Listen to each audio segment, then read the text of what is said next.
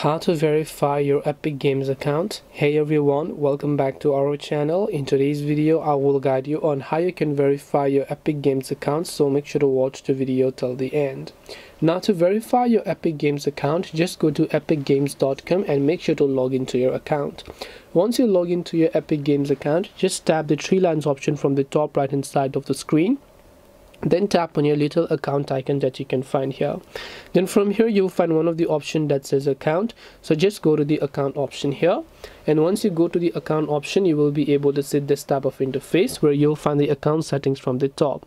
So make sure you're under account settings. Now when it says you to verify your account, all Epic Games is saying is that to just verify your email address.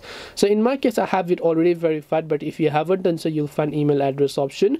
You can tap this option over here, enter the email address that you want to use, tap and continue.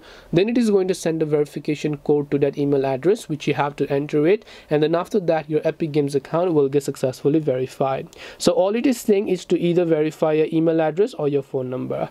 So this way you should be able to verify your Epic Games account. Hope this video was very helpful.